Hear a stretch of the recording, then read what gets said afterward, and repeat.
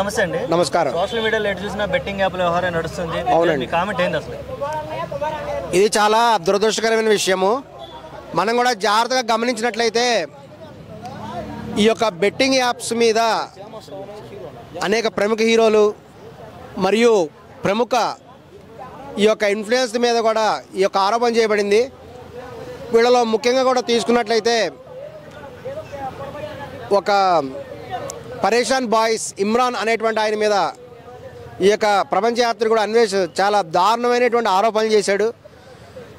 దీన్ని మనం తీవ్రంగా కూడా గమనించాల్సిన విషయం ఉంది.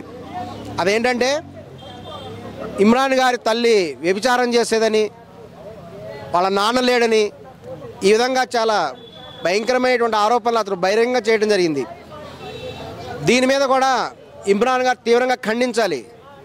అలాగే అన్వేష్ గారు కూడా ఒకవేళ ఆమె తల్లి వ్యభిచారం చేసిందని నీకెలా తెలుసు, నువ్వు చూసావా, లేకపోతే ఈ యొక్క ఇమ్రాన్ యొక్క తల్లి వ్యభిచారం చేస్తూ ఎక్కడైనా కేసులో ఇరుక్కుందా, అదేమైనా ఎఫ్ఐఆర్ షీట్ కానీ ఏదైనా నీ దగ్గర ఉందా, మరి నువ్వు ఏం బేస్ మీద పరేషాన్ బాయ్స్ ఇమ్రాన్ వాళ్ళ తల్లి వ్యభిచారం చేసిందనేటువంటి మాట మాట్లాడావు. దీన్ని అతను ప్రముఖంగా తెలియజేయాలి.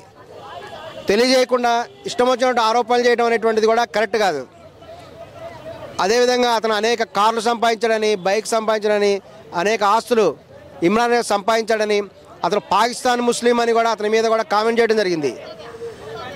మరి పవిత్రమైన రంజాన్ సమయంలో ఇటువంటి బెట్టింగ్ యాప్స్ ప్రమోట్ చేయడం ఏంటి, అనేక మంది ఆత్మహత్యలకు చేయడం ఏంటి, ఇండైరెక్ట్ కారణం అవడం ఏంటి అని కూడా ఈ యొక్క అన్వేష్ ఈ యొక్క పరేషాన్ బాయ్స్ ఇమ్రాన్ మీద ఆరోపణలు చేశాడు.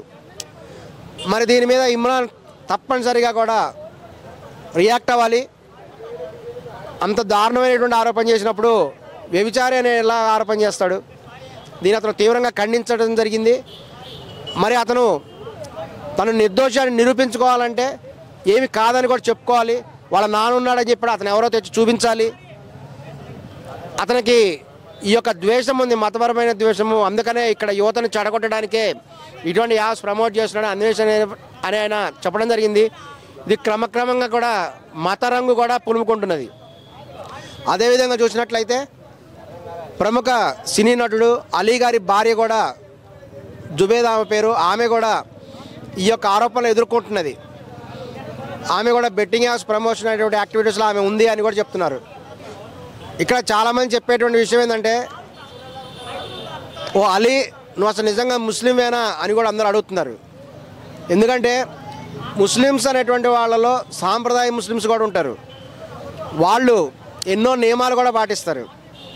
అలీ కనుక ముస్లిం అయ్యి వాళ్ళ భార్య జుబేద్ అనేటువంటి ఆమె కూడా తను వివాహం చేసుకున్నప్పుడు ముస్లింలు ఎవరైనా సరే వాళ్ళ భార్యలను కేవలం బురకాలోనే ఉంచుతారు. బహిరంగంగా పరాయి వ్యక్తులు ఎవరు కూడా వారి ఆడవారి శరీరాన్ని చూడకూడదని చెప్పేసి బురకాలో ఉంచుతారు. మరి అలీ నువ్వు నిజంగా కూడా నిజమైన ముస్లిం అయితే, సాంప్రదాయ ముస్లిం అయితే, మరి మీ యొక్క భార్య అయినటువంటి జుబేదాని అట్లా ఎందుకు బహిరంగంగా వదిలేసావు? ఆమె కూడా బురకా వేసుకొని తిరగాల్సింది కదా. మరి బురకా లేకుండా విపరీతమైన మేకప్ కొట్టుకొని, లిప్స్టిక్లు పెట్టుకొని, ఆమె డ్యాన్సులు చేస్తూ, రకరకాలైనటువంటి యాక్టింగ్లు చేస్తూ యూట్యూబ్లో వీడియోలు పెడుతూ ఉంటే నువ్వు ఎందుకు ఎంకరేజ్ చేసినావు ఆమెకి అని కూడా అలీ గారిని ప్రశ్నిస్తున్నావు బహిరంగంగా.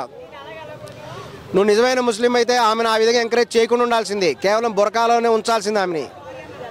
నువ్వు సాంప్రదాయ ముస్లిం కాదు కాబట్టి ఈ విధంగా ఆమెను ఎంకరేజ్ చేసినావు. ఈ రోజున ఆమె డబ్బు కోసము కొన్ని బెట్టింగ్ యాప్స్లను ప్రమోట్ చేసిందని, తత్ఫలితంగా కొంతమంది ఆత్మహత్యలకు కూడా ఆమె పరోక్షంగా కూడా కారణమైందని కూడా భావిస్తున్నారు. దీని మీద అలీ గారు తెర వెనుక ప్రయత్నాలు ప్రారంభించారని, ఆమె అరెస్టు కాకుండా తన ప్రయత్నాలు తను చేస్తున్నారని కూడా చెప్పడం జరుగుతున్నది. ఏదేమైనా జుబేదా గారు రియాక్ట్ అవ్వాలి. మీరు నిజమైన ముస్లిమ్స్ కనుక అయితే, నిజంగా రంజాన్ మాసంలో ఉపవాసాలు చేస్తున్నట్టయితే ఇటువంటి బెట్టింగ్ యాప్స్ని ప్రమోట్ చేయడం అనేది తీవ్రంగా ఖండిస్తున్నాం. మీరు బహిరంగంగా కూడా దీని మీద క్షమాపణ చెప్పాలి.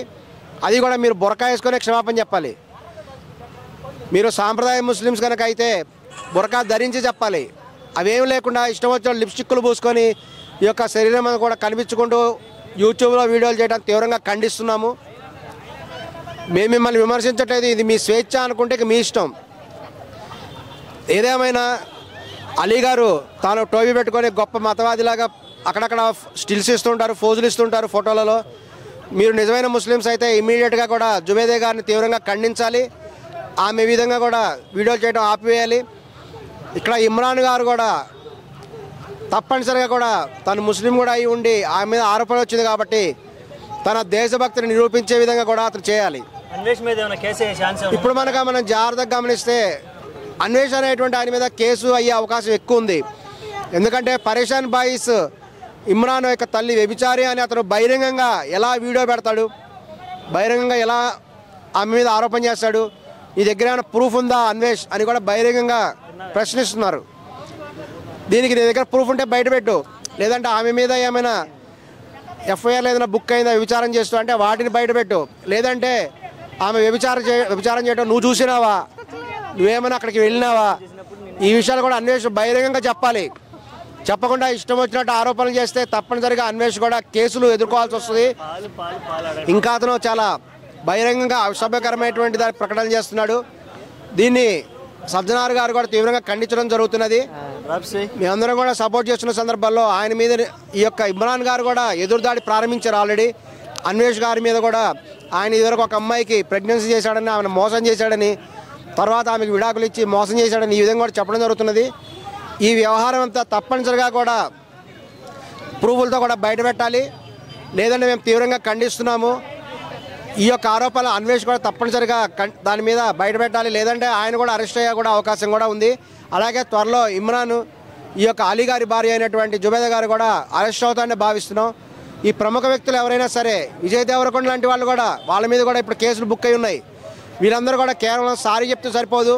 ఎందుకంటే ప్రకాష్ రాజ్ గారు మన స్టేట్మెంట్ ఇచ్చారు, సారీ అండి మాకు తెలియక చేసామని అంటున్నారు. శ్యామల గారు కూడా వైఎస్ఆర్ కాంగ్రెస్ పార్టీలో స్పోక్స్ పర్సన్, సారీ అండి మాకు తెలియక చేసామండి అని చెప్తున్నారు.